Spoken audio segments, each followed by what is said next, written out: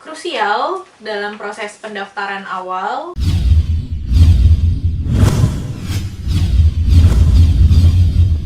Assalamualaikum warahmatullahi wabarakatuh. Halo semuanya.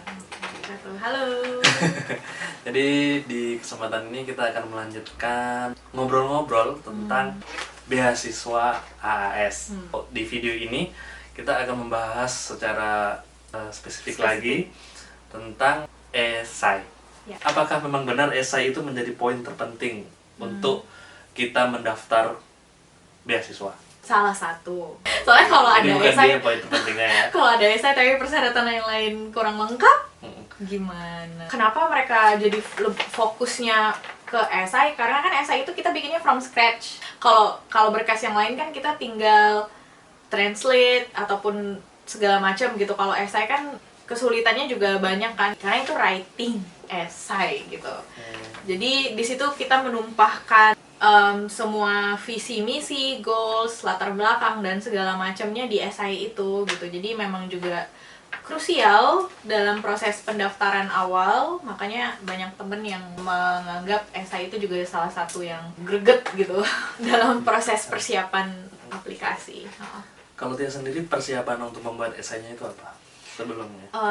Jadi memang untuk mempersiapkan esai ini bagusnya dari jauh-jauh hari sih gitu. Maksudnya, Jauh-jauh hari atau jauh-jauh bulan? Iya, jauh-jauh bulan gitu. Kayak sekarang kan informasi udah banyak nih, maksudnya sudah banyak yang bahas apa aja pertanyaan esai AAS dan segala macam. Jadi kayak pengalaman aku dulu, aku mikirin ide esainya itu mungkin dari 1 atau 2 bulan sebelum pendaftaran dibuka justru gitu. Ide itu sendiri sebenarnya ada ide favorit atau memang yang ini kemungkinan besar ide ini bakal menarik nih gitu, ada nggak sebenarnya?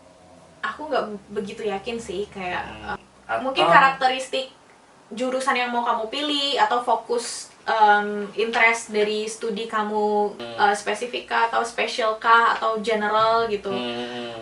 Itu kembali lagi kepada tim AAS-nya sih yang menilai. Karena itu juga akan berkaitan dengan seberapa bagus kamu menjual ide kamu nanti di esai kan.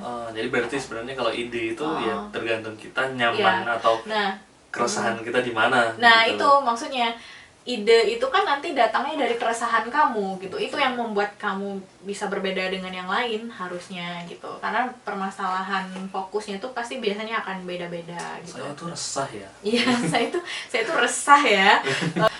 Jadi balik lagi, aku karena sudah ada gambaran pertanyaan kan, karena waktu itu juga daftar AS-nya bareng beberapa teman gitu. Kita biasanya ngobrol gitu, brainstorm ide bareng gitu, kayak aku apa ya gini-gini, karena biasanya tuh pasti ada beberapa pilihan, kayak aku tuh kayak aduh aku pengen nyambungnya ke TESOL atau educational policy gitu. Nah, caranya kamu harus memperbanyak baca lah, browsing di internet. Kayak dulu yang aku lakukan itu, pertama-tama aku ngedownload jurnal, cari-cari tahu, baca-baca dulu apa ya gitu. Karena terkadang kita tuh punya masalah tapi nggak tahu istilahnya apa, itu makanya kita perlu baca, perlu melakukan riset sendiri gitu. Nah, keuntungannya yang aku rasakan dengan kita baca-baca, ternyata aku ketemu ide lain gitu, kayak ketemu suatu topik yang menarik. Jadi waktu itu aku ketemu dengan istilah inclusive education. Nah, jadi aku coba lagi cari info lagi apa sih inclusive education bla bla bla, terus aku ketemu lagi istilah universal design for learning, dan itu kebetulan memang berkaitan dengan yang aku lakukan gitu, karena aku selain mengajar bahasa Inggris di setting general, aku juga mengajar bahasa Inggris dengan anggota HWDI atau organisasi disabilitas. Jadi bareng teman-teman anggota yang lain gitu. Jadi sesuai dengan keresahan yang aku rasakan gitu. Itu mungkin dari jauh hari udah mulai dipikirin. Ketika kamu sudah punya keresahan, kamu sudah punya ide atau topik atau interest yang mau kamu kejar, angkat gitu, otomatis kan kamu akan mulai mencari jurusan, terus mulai mencari universitas. Ada juga temen yang mulainya dari universitas dulu baru jurusan, tapi kalau aku pribadi aku lebih seneng mulainya dari jurusan gitu. Kayak misalnya jurusan dari univ mana aja yang menawarkan inclusive education gitu. Bebas sih, itu preferensi masing-masing. Jadi aku patokannya jurusan. Mungkin ada yang memilihnya sistem seleksinya berdasarkan misalnya rankingnya dulu segala macam. Kalau aku menyeleksi universitasnya berdasarkan jurusannya. Nanti mungkin habis itu baru kamu mau lihat gimana progres atau performa universitasnya, jurusannya yang seperti itu, gimana mereka risetnya, siapa saja dosen-dosennya, kayak gitu. Jadi dikunjungi website universitas masing-masing yang kamu tertarik itu tadi gitu. Baru nanti kamu akhirnya punya list universitas gitu. Kamu list lah dari nomor 1 sampai berapapun yang kamu mau. Nah, udah dapat universitas kan otomatis kamu udah bisa mulai mengerjakan esai. Jadi, ketika kita persiapan esai, yang kita lakukan dulu adalah menemukan keresahan. Dari keresahan kita menemukan ide, dari ide tersebut baru kita fokus to interestnya itu. Baru setelah kita ketemu ide, baru kita mulai perbanyak referensi. Bacaan-bacaan, jurnal-jurnal. Setelah itu baru kita bisa menentukan kalau dari alur Tia itu adalah jurusan berdasarkan ide yang mau diangkat tadi. Nah, dari jurusan ini baru kita bisa milih, bisa seleksi lagi. Ternyata jurusan ini hanya ditawarkan di beberapa universitas ini. Baru kita seleksi lagi dari universitasnya. Baru kita bisa mulai mempersiapkan esai. Jadi langkah awal untuk mulai menulis esainya. Jadi kan esai di AS itu secara garis besar ada 4 pertanyaan. Masing-masing pertanyaan itu dibatasi kayak 250 kata kurang lebih atau berapa ribu karakter gitu. Nah, jadi waktu tahun aku daftar itu pertanyaannya ada 4 garis besar. Pertama, how did you choose your proposed course and institution? Jadi itu lebih ke why-nya kamu memulai, latar belakang gitu. Kayak kenapa kamu milih bagaimana kamu memilih course itu, jurusan dan institusi tersebut. Dan pertanyaan yang kedua itu adalah how will the proposed study contribute to your career? Bagaimana kontribusi jurusan yang kita pilih nanti ke future karir kita, karir kita di masa yang akan datang. Pertanyaan yang ketiga itu berkaitan dengan how have you contributed to solving a challenge and to implementing change or reform. Jadi bagaimana kamu tuh sudah menyelesaikan atau melakukan perubahan ataupun implementasi dalam mengatasi tantangan yang ada tadi gitu. Jadi intinya kalau pertanyaan nomor 3 ini kalau menurut aku ini berkaitan dengan problem solving sih. Jadi apa aja problem solving yang udah kita lakukan dalam menghadapi tantangan yang tadi udah kita sebutkan ataupun dalam lingkungan pekerjaan, konteks pekerjaan kita. Nah, pertanyaan keempat ini dia terbagi 2 poin. Poin A itu kita diminta kasih practical examples. Jadi contoh konkret dari visi misi kita tadi gitu. Bagaimana kita akan menggunakan knowledge yang sudah kita dapat nanti kalau kita udah sekolah di sini ke tempat kerja kita ataupun ke community gitu. Nah, yang part B-nya itu kira-kira tantangan apa yang bakal kita hadapi untuk mencapai tujuan tadi gitu. Jadi secara garis besarnya itu kalau yang pertanyaan pertama itu adalah latar belakang, yang kedua itu adalah rencana kita ke depannya.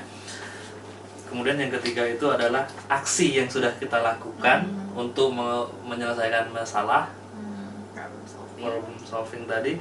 Kemudian yang keempat ini adalah bagaimana rencana kita untuk mengaplikasikan apa ilmu yang kita dapat, practical example di kemudian hari, dan bagaimana juga kita bisa memprediksi tantangan, kendala apa yang bakal kita lalui. Dirunut lagi, kita satu-satu spesifik lagi yang pertanyaan pertama dulu tentang latar belakang ini. Jadi kalau di pertanyaan yang pertama kayak gimana kamu memilih jurusan dan institusi, itu biasanya aku langsung jawab kayak aku memilih institusi atau jurusan ini dengan cara biasanya aku berangkat dari resah itu tadi, keresahannya gitu. Misalnya aku pengalaman selama mengajar, aku menemukan problem seperti ini gitu. Makanya aku akhirnya milih jurusan A di universitas A gitu, karena universitas dan jurusan tersebut menawarkan A, B, C, D gitu yang sesuai dengan tujuan aku tadi atau keresahan yang aku alami gitu, yang mau aku selesaikan gitu.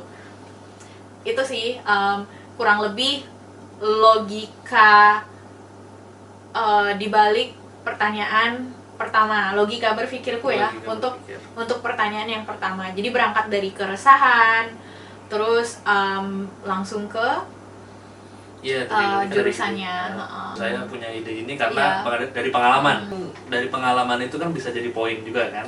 Dari pengalaman ini makanya saya milih ini di universitas ini yang mungkin bisa saya tambahkan, mungkin karena dengan di universitas ini bisa mendukung kira-kira kedepannya saya belajarnya gimana. Dengan kalian menjabarkan pengalaman ataupun keresahan kalian itu kan secara tidak langsung kalian juga sudah menjabarkan expertise kalian gitu loh. Kayak kalian udah menjual tipis-tipis gitu. Kayak kan aku mengajar di sini, atau misalnya aku terlibat di komunitas ini gitu. Jadi aku selama terlibat itu aku menemukan ini loh permasalahan yang harus diselesaikan gitu. Makanya sebenarnya kayak di video yang sebelumnya, penting nggak ada pengalaman atau linearity, mungkin akan ada dampaknya ke situ tadi. Di sini kan mungkin kita lebih bisa lebih mudah untuk menjabarkan. Lebih mudah. Tapi tetap aja, maksudnya teman-teman yang fresh graduate apa segala macam tetap bisa juga sih. Kalau pertanyaan kedua kan kira-kira bagaimana ilmu yang nanti kita pelajari itu berkontribusi untuk karir kita di masa yang akan datang. Nah biasanya aku itu kalau nggak salah aku mulai dengan balik lagi di link sedikit ke masalah yang di atas tadi biar tetap ada benang merahnya. Jadi dengan masalah yang ini tadi, terus aku belajar ini, maka apa jadinya dampaknya, dampak positifnya ke karir kita gitu, ke lingkungan kita gitu.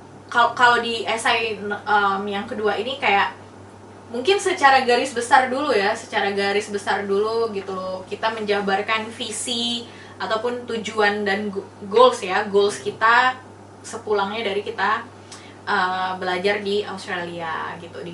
Karena saya punya masalah ini, saya pengennya masalah ini teratasi dengan cara seperti ini. Saya pengennya lebih baik lagi seperti ini. Otomatis kalau saya belajar ini akan terselesaikan gitu. Berarti di situ juga kita lagi menjual. Menjual lagi. Berarti saya termotivasi belajar ini karena saya ingin meraih ini. Iya gitu. Iya, jadi kalau misalnya kita mau bikin simply, itu di part 2 itu memang kita menggambarkan goals-nya. Jadi kayak dengan saya belajar ini, otomatis saya bisa ini ke depannya gitu. Yang mana bisa me-elevate atau meng-enhance ataupun meng-improve apapun gitu. Solving problem yang udah kita sampaikan tadi, kurang lebih gitu. Oke, selanjutnya. Untuk esai yang ketiga, ini kan tentang problem solving ya tadi yang kita sebut. Misalnya apa saja solving yang udah kamu lakukan dalam menghadapi tantangan ataupun mereform, baik itu di organisasi tempat kamu bekerja ataupun tempat kantor kamu bekerja gitu. Nah dulu aku list 3 masalah. Jadi masing-masing masalah itu aku jabarin briefly gitu masalahnya apa dan langsung solusinya yang aku lakukan. Jadi metode ataupun strategi apa yang kamu lakukan untuk mencoba mengatasi masalah itu seefektif mungkin gitu. Jadi kamu di situ bisa memperlihatkan leadership skillmu, bisa melihatkan skill-skillmu lah. Misalnya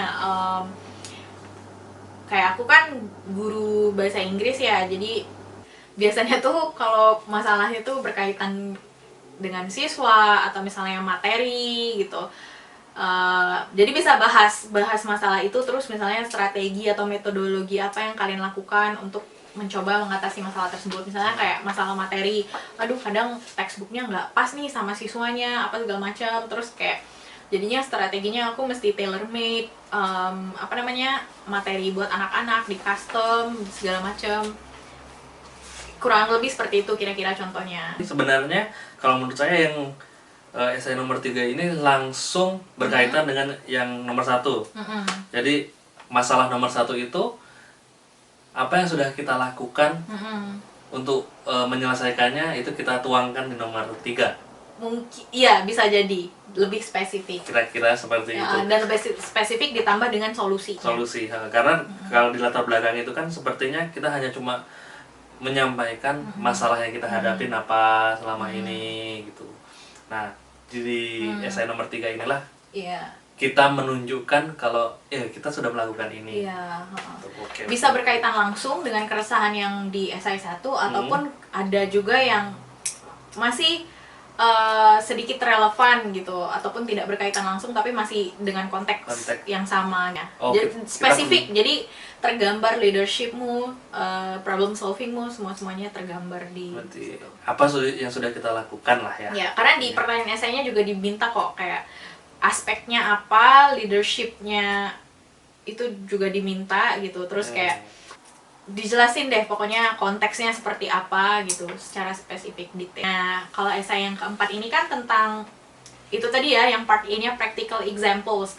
Nah, yang practical examples ini kalau menurut aku pribadi ini tuh lebih kayak bentuk spesifik dari apa yang kita mungkin udah jabarin di esai kedua tadi gitu, kayak kedepannya konkretnya kamu pengen apa gitu. Misalnya tadi di esai kedua kita bilang aku karena bidangku ngajar ya, jadi dari ngajar aja contohnya. Iya dong, yang sudah diterapkan. Iya, yang udah. Jadi misalnya aku ingin ini misalnya kayak mempromote inclusive education apa-apa gitu misalnya. Nanti di esai keempat itu yang part A, itu aku lebih konkretnya, misalnya aku bikin program A gitu. Dengan gini. Oke. Ya. Misalnya aku ingin menerapkan misalnya strategi A ataupun program A dengan target siapa aja misalnya, terus kayak untuk bisa mengatasi masalah misalnya, atau untuk meningkatkan apa gitu. Kurang lebih seperti itu dijabarin. Yang B-nya, poin B. Nah, yang poin B ini kan possible constraints. Jadi kira-kira kendala apa yang bakal kita hadapi dalam mencapai 3 poin yang udah kita kasih ini tadi. Ya udah, jabarin lagi kira-kira kendalanya apa gitu untuk mencapai 3 contoh praktikal itu tadi. Nah, kalau misalnya tantangan itu kan banyak ya, bisa internal, eksternal, maksudnya bisa dari secara kita pribadi, bisa dari lingkungan, mungkin bisa dari target, yang mau, maksudnya si target audience yang mau kita capai, pemerintah, sistem, fasilitas, infrastruktur, yang seperti itu. Jadi tinggal kita lagi sih, maksudnya kira-kira yang bakal jadi constraints-nya yang mana gitu. Berupaya memprediksi kira-kira tantangannya seperti apa. Ini menurut aku bagus sih, maksudnya melatih kita untuk berpikir beyond. Yang saya pahami, jadi berarti yang esai keempat ini adalah sebenarnya ya penjabaran dari yang nomor 2. Jadi nomor 2 itu kan, nomor 2 itu ibaratnya tujuan besar kita, misalnya A. Nah, yang keempat ini, yang poin A, berarti kalau kita mau mencapai A, berarti kita harus melakukan A, B, C. Nah, dari step yang ketiga ini, nah itulah nomor yang B tadi. Kira-kira hambatannya apa yang bisa menggagalkan lah, ibaratnya bisa menggagalkan, bisa mengganggu kita untuk mencapai tujuan ini, tujuan yang di esai nomor 2 tadi. Nah, itu kita masukkan di poin B dari yang esai keempat. Intinya gitulah. Intinya semua esai itu dari pertanyaan 1 sampai 4, kalau dilihat-lihat memang harus ada benang merahnya gitu. Bisa harus cohesive dan coherence. Oke, ini pas karena menyebut harus kohesif dan koheren. Jadi biar kita tuh bisa tetap fokus untuk menulis esai itu, kalau Tia kemarin seperti apa? Ini berkaitan dengan pertanyaan Mama sih, yang kok kenapa ya kayaknya kalau orang siap-siap beasiswa tuh pasti esainya tuh yang ada esai gitu. Karena memang esai itu kalau menurut aku pribadi bakal butuh waktu gitu loh untuk menyita ditulis. Waktu, ya. Iya, menyita waktu, karena kalau menurut aku pribadi menulis esai itu prosesnya, misalnya kita bikin draft awal, nanti kita juga harus sediain waktu untuk proofread sendiri, atau misalnya minta proofread orang lain gitu. Untuk itu tadi, ngelihat kira-kira ide kita tuh sudah tersampaikan dengan baik belum, terus antar idenya jumping nggak gitu, terus antar esai ada nggak benang merahnya. Nah itu tadi sih. Nah jadi kalau waktu aku dulu, makanya esainya itu aku ketik di luar ya, maksudnya bukan di Oasisnya, tapi aku ketik di Microsoft Word gitu. Memang sediain waktu untuk nulis, terus nanti beberapa hari kemudian buka lagi, cek lagi, nanti kan kita tuh akan sadar sendiri gitu, oh ini kok kayaknya nggak nyambung ya. Nah gitu, jadi coba proofread sendiri dulu, tapi kasih jeda waktu gitu. Karena biasanya kita kalau nulis itu kan ada writer ego. Itu nanti biasanya kalau baru nulis tuh kayak, wah kayaknya udah paling keren ya, masterpiece gitu. Nah makanya itu, kalian kasih waktu, provide waktu untuk esai itu yang cukup panjang gitu. Boleh dari sebelum kalau kalian memang udah tahu pertanyaannya, ataupun dari awal misalnya aplikasi dibuka, siapin gitu. Cukup lah, pokoknya kasih waktu buat revisi gitu, edit lagi. Kalau misalnya merasa butuh teman untuk proofread ataupun membaca, karena kita mungkin mengerti karena kita yang nulis gitu, kebayang gitu, tapi coba kalau kita kasih ke orang lain, kira-kira orang lain itu bisa ngerti nggak? Nah jadi itu gunanya kalau kita proofread sama orang lain gitu. Paling itu sih caranya. Jadi kalau yang Tia lakukan itu adalah memberikan jeda waktu untuk membaca kembali, dan juga sharing dengan teman-teman yang lain biar tahu juga. Kadang kan kalau kita sharing gitu, kita baru muncul ide baru dari kita ataupun dari teman yang lebih baik lagi. Mungkin kadang kan juga kalau kita nulis tuh kayak, aduh ini kayaknya menarik, aku masukin gitu, ada dorongan untuk semua dimasukin gitu, malah jadinya nggak nyambung gitu, fokus kemana-mana. Itu benar, itulah salah satu tantangan writing ya kayaknya. Nah jadi itulah gunanya kita kasih jeda waktu buat edit lagi, revisi lagi, terus kalau misalnya memang perlu mungkin cari teman ataupun jasa proofread, terserah kalau memang memungkinkan gitu. Yang dicari ini berarti memang yang simple tapi pasti.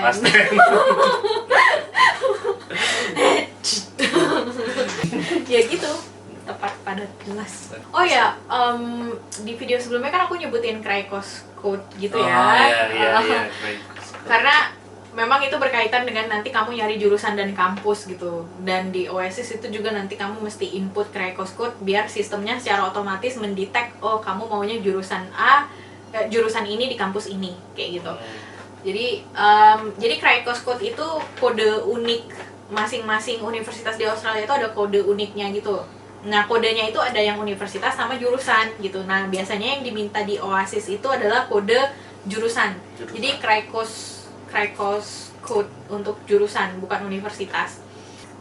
Itu bisa dicek di website universitasnya, terutama di page jurusan yang berkaitan gitu. Ada yang mau disampaikan ke teman-teman yang ini lagi persiapan mau buat esai?